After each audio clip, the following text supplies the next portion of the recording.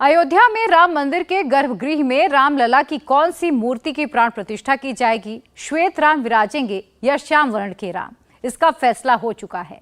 मंदिर समिति ने 3 मूर्तियों की जांच के बाद अपना मत लिखकर पर्ची डाल दी है। अब सबकी पर्चियों को देखने के बाद महंत नृत्य गोपाल दास फाइनल फैसला सुनाएंगे।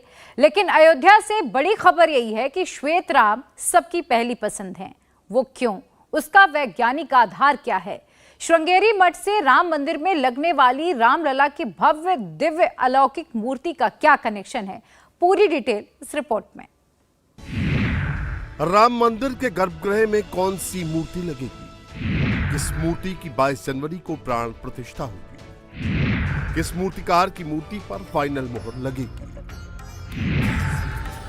अयोध्या में भगवान राम के बाल स्वरूप की 3 मूर्तियां बनकर तैयार हैं।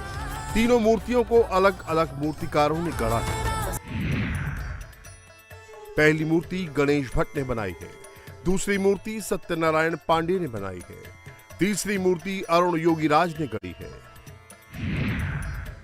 अभी तीनों मूर्तियां अयोध्या के कार सेवकपुरम में रखी हैं। 3 मूर्तियों में कौन सी मूर्ति गर्भगृह में स्थापित की जाएगी, इस पर राय शुमारी हो चुकी है। श्री राम जन्मभूमि तीर्थ क्षेत्र ट्रस्ट के सदस्यों ने अपना मत पर्ची में लिखकर ट्रस्ट के महासचिव चंपत राय को दे दिया है। लेकिन गर्भगृह में लगने वाली मूर्ति पर फाइनल फैसला ट्रस्ट के अध्यक्ष महंत नृत्य गोपाल दास करेंगे। 5 से 10 जनवरी के बीच ये तय हो जाएगा कि गर्भगृह में कौन सी मूर्ति लगेगी। मूर्ति के चयन का काम पूर्ण नहीं हुआ है। सबने अपना अपना अभिमत दे दिया है। अब उसका एकत्रित विचार वो नृत्य गोपाल दास जी महाराज के वहाँ पर जाकर के होगा, तब फाइनल होगा। वो आज ही जाएंगे क्या? वो चंपतराय जी को पता है। अच्छा, आप लोगों ने हमने अपना व्यक्तिगत दे दिया है। सभी का व्यक्तिगत मत ले लिया गया है और सबने लिख करके दिया है। उसका सबका विचार अध्यक्ष महोदय के वहाँ पर होगा। मैं सभी कलाकारों का हार्दिक अभिनंदन करता हूँ। किसी ने भी कोई कसर नहीं छोड़ी है और सबने अपना पूरा भाव उसमें उंडेलने का प्रयास किया है। इसलिए सभी का हम अभिनंदन करते हैं। राम मंदिर में देश के 80 करोड़ सनातनी जिस मूर्ति के दर्शन करेंगे वो 5 साल की उम्र के भगवान राम का विग्रह होगा। जिस विग्रह की प्राण प्रतिष्ठा होगी उनकी ऊंचाई 51 इंच होगी। सोने के जिस सिंहासन पर रामलला विराजमान होंगे उसकी ऊंचाई 8 फीट होगी। रामलला कमल के पुष्प पर खड़े होंगे। 5 साल के रामलला धनुष बाण लिए होंगे और उनका रंग श्याम वर्ण होगा। जमीन से मूर्ति की ऊंचाई करीब 75 इंच होगी। राम मंदिर के गर्भगृह में मूर्ति इस तरह से स्थापित की जाएगी ताकि 30 मीटर दूर से श्रद्धालुओं को रामलला के भव्य दर्शन हो सके। अयोध्या का ये राम सेवकपुरम है और इस राम सेवकपुरम में भगवान राम की जो मूर्ति जो राम मंदिर में लगाई जाएगी, जिसके दर्शन करेंगे श्रद्धालु जो सदियों से इंतज़ार कर रहे हैं, वो बनाई जा रही है। ये मूर्तियाँ यहाँ ये राम कथा पार्क और सामने बनाई जा रही है। आज राम जन्मभूमि तीर्थ क्षेत्र ट्रस्ट के सदस्य यहाँ पहुँचे, उन तीनों मूर्तियों को देखा है, क्योंकि अब ये तय करना है कि गर्भगृह पे आखिर कौन सी मूर्ति स्थापित की जाएगी। वैसे राम मंदिर में 2 मूर्तियाँ लगेंगी, एक चल और एक अचल। चल मूर्ति वो जो अभी अस्थाई मंदिर में है, जो टेंट में विराजमान थी, जहाँ श्रद्धालु दर्शन करते थे, और दूसरी अचल मूर्ति होगी जो यहाँ तराशी जा रही है। इसके पत्थर कर्नाटक और राजस्थान से आए हैं और ये जो मूर्ति है ये भगवान राम के बाल रूप की होगी, 5 साल की उम्र की होगी और करीब चबूतरे के साथ 5 फुट ऊंची ये मूर्ति होगी। क्योंकि राम मंदिर में श्रद्धालुओं की बड़ी भीड़ होने वाली है। जैसे उनका अनुमान है कि अगर मान लीजिए 1 लाख श्रद्धालु मंदिर में आ जाते हैं, जो बहुत कम है संख्या, क्योंकि जब प्राण प्रतिष्ठा हो जाएगी उसके बाद 3 से 5 लाख श्रद्धालु रोज आएंगे। तो अगर 1 लाख श्रद्धालु रोज आते हैं तो वो सिर्फ 20 सेकंड दर्शन कर पाएंगे, और अगर 75,000 श्रद्धालु आते हैं तब 1 मिनट दर्शन हो पाएंगे, और 30 फीट दूरी से दर्शन हो रहे हैं गर्भगृह में। इसलिए जो मूर्ति अभी है वो बहुत छोटी है, दर्शन भक्त नहीं कर पाएंगे। इसलिए ये बड़ी मूर्ति बनाई जा रही है जिससे जो श्रद्धालु हैं वो 30 फीट की दूरी से भी प्रभु राम के मस्तक से लेके चरण तक के दर्शन कर पाएं। अब इन तीनों मूर्तियों में से एक मूर्ति चुनी जाएगी जिसमें भगवान राम के चेहरे की जो एक्सप्रेशंस हैं वो ठीक हो, बाल रूप अच्छा हो। और ये मूर्ति, ऐसा कहा जा रहा है कि ऐसी मूर्ति भगवान राम की 5 साल की उम्र की आयु की कहीं भी नहीं लगी है किसी भी मंदिर में। अयोध्या के कारसेवकपुरम में रामलला की जो 3 मूर्तियां तैयार की गई हैं, उनमें 2 श्याम वर्ण की हैं, जबकि एक मूर्ति सफेद पत्थर से बनाई गई है। मूर्तिकार सत्यनारायण पांडे ने राजस्थान के मकराना पत्थर से श्वेत रंग की मूर्ति बनाई है, जबकि मैसूरू के अरुण योगीराज और बेंगलुरु के KGL भट्ट ने श्याम रंग की मूर्ति बनाई है।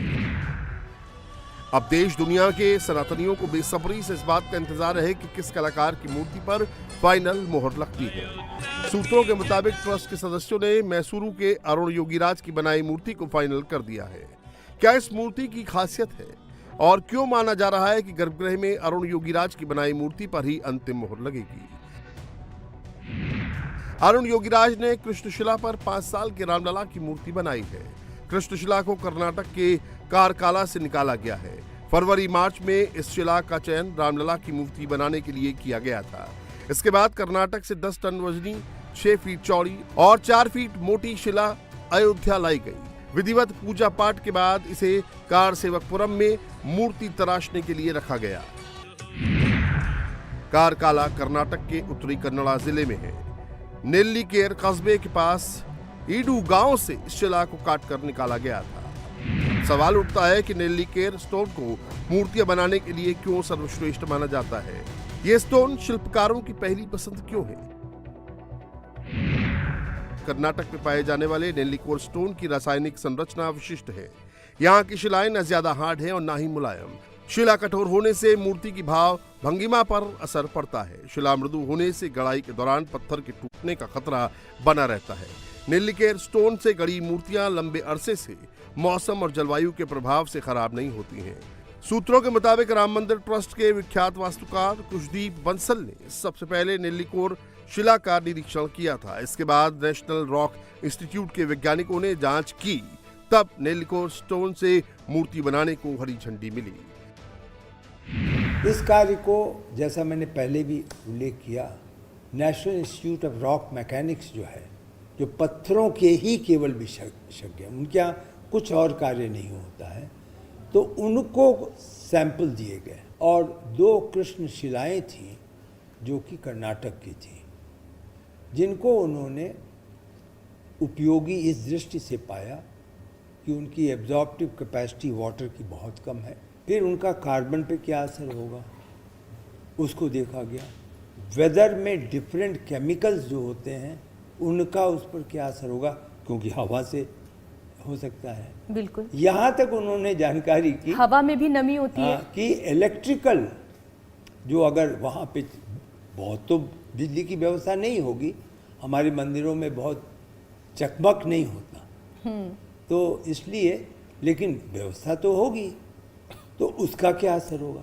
सब चीजों को देखने के बाद इन्होंने 3 शिलाएं तय करी। अरुण योगीराज की नेल्लीकोर स्टोन से बनी मूर्ति रेस में सबसे आगे होने की पौराणिक वजह भी है। कारकला कर्नाटक में तुंगा नदी के तट पर बसा है, जो पौराणिक आध्यात्म शहर श्रृंगेरी से करीब 60 किलोमीटर दूर है। श्रृंगेरी का जिक्र त्रेता युग में भी मिलता है। इस जगह का नाम ऋषि श्रृंग के नाम पर पड़ा है। रामायण में इस बात का जिक्र है कि ऋषि श्रृंग ने ही पुत्रहीन महाराज दशरथ के लिए पुत्र कामेष्ठी यज्ञ करवाया था, जिसके बाद महाराज दशरथ के घर भगवान श्री राम, लक्ष्मण, भरत और शत्रुघ्न का जन्म हुआ। रामलला की मूर्ति के चयन में ट्रस्ट के सदस्यों ने इस पौराणिक कनेक्शन का भी पूरा ध्यान रखा। सूत्रों के मुताबिक सभी सदस्यों का जोर इस बात पर था कि रामलला की मूर्ति का चयन उसी श्रृंग ऋषि की तपोभूमि से हो जिन्होंने राजा दशरथ के लिए यज्ञ किया था। असल में कुछ चीजें बताने की नहीं है, इतना अच्छी बनाई गई हैं, इतनी अच्छी बनाई गई हैं कि हम तो कोई निर्णय कर ही नहीं पाएंगे। ठीक है, किस रंग में होंगे रामलला? नहीं बता सकते। श्वेत होंगे, श्याम होंगे? पता नहीं है कौन से होंगे, भगवान है, रंग बदलते रहते हैं। कैसा अध्ययन किया है उस काल का और कैसे कैसे मेहनत की है, सचमुच निर्णय के लायक ही हम लोग नहीं हैं। उनके परिश्रम, ईमानदारी, चिंतन, सिर्फ इतने परीक्षार्थी क्या अपने विषय का चिंतन करता होगा जितना मूर्तिकारों ने किया है। संतों की तरफ से कुछ न कुछ चर्चा हुई है, अब बाकी विचार होएगा। अब राम भक्तों के मन में सवाल उठ रहा है कि राम मंदिर के गर्भगृह में नई मूर्ति की प्राण प्रतिष्ठा होगी तो उस पुरानी मूर्ति का क्या होगा जिसकी अभी पूजा हो रही है। इसका जवाब यह है कि गर्भगृह में भगवान राम की दो मूर्तियां होंगी। एक वो मूर्ति जिसकी अभी पूजा होती है और दूसरी नई मूर्ति जिसकी 22 जनवरी को प्राण प्रतिष्ठा होगी। अभी जो मूर्ति है वो आकार में छोटी है, इसीलिए बड़ी मूर्ति लगाई जा रही है। नई मूर्ति को अचल मूर्ति कहा जाएगा और पुरानी मूर्ति को उत्सव मूर्ति कहा जाएगा। अब राम भक्तों के मन में सवाल है कि बची हुई दो मूर्तियों का क्या होगा। एक मूर्ति राम मंदिर के कैंपस में स्थापित की जाएगी, दूसरी मूर्ति को रथ में बिठाकर अयोध्या में घुमाया जाएगा। भगवान राम से जुड़े उत्सव जब जब होंगे, रामलला खुद अयोध्या घूमने निकलेंगे। वो भव्य रथ में सवार होकर नगर का भ्रमण करेंगे। इसका आभास अभी से अयोध्या वासियों को हो रहा है। अयोध्या आकर सनातनियों को भगवान राम के साथ साथ 33 करोड़ देवी देवताओं के भी दर्शन होंगे। राम मंदिर 216 पिलर्स पर बना है। हर पिलर पर अलग अलग देवी देवताओं की 16 मूर्तियां बनाई गई हैं। अब देश विदेश के करोड़ों हिंदुओं को प्राण प्रतिष्ठा का इंतजार है। 22 जनवरी को प्राण प्रतिष्ठा का शुभ मुहूर्त केवल 84 सेकंड का होगा। इसकी शुरुआत दोपहर 12:29 पर होगी और समापन 12:30 पर होगा। रामलला के मंदिर में विराजमान होने के बाद प्रधानमंत्री मोदी सबसे पहले आरती उतारेंगे। इसके बाद मंदिर परिसर में बनी जटायु की प्रतिमा पर पुष्पांजलि अर्पित करेंगे। वैसे प्राण प्रतिष्ठा के अनुष्ठान की शुरुआत 16 जनवरी से प्रारंभ हो जाएगी। 16 जनवरी को सरयू तट पर दशविध स्नान, विष्णु पूजन और गोदान होगा। 17 जनवरी को अयोध्या में शोभा यात्रा निकाली जाएगी। 18 जनवरी को गणेश अंबिका पूजन, वरुण पूजन, मातृका पूजन, ब्राह्मण वरण और वास्तु पूजन जैसे विधान संपन्न होंगे।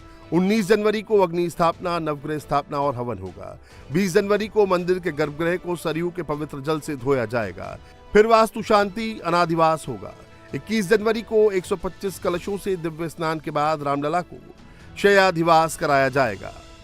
22 जनवरी को सुबह पूजन के बाद दोपहर में मृगशिरा नक्षत्र में रामलला के विग्रह की प्राण प्रतिष्ठा होगी। प्राण प्रतिष्ठा से पहले रामलला को नेपाल की पवित्र नदियों से लाए गए जल से स्नान कराया जाएगा। नेपाल से राम भक्त इस जल को कई कलश में लेकर अयोध्या पहुंचे हैं। कहां से आप आए हैं और किस उम्मीद के साथ आए हैं? जी, हम लोग नेपाल से आए हुए हैं, बीरगंज, और हम लोग श्री गावा माई रथ यात्रा समिति से जो वहां से रथ निकला है, वहां के नेपाल से जितने भी पवित्र नदियां हैं उस नदिया का जल लेकर हम लोग वहां से चले हैं। 4 से 50 किलोमीटर का यात्रा तय कर यहाँ कल रात हम लोग 9 बजे पहुंचे हैं।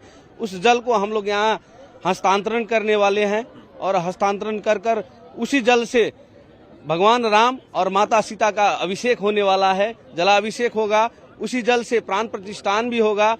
इसीलिए हम लोग वहां से नेपाल से चलते हुए रसकौल के रास्ते गोपालगंज, गोरखपुर होते हुए कल रात को हम लोग 9 बजे यहाँ पर पहुंचे हैं। प्राण प्रतिष्ठा से पहले ही अयोध्या ऐसा दिख रहा है जैसी कल्पना किसी ने दशकों तक नहीं की होगी।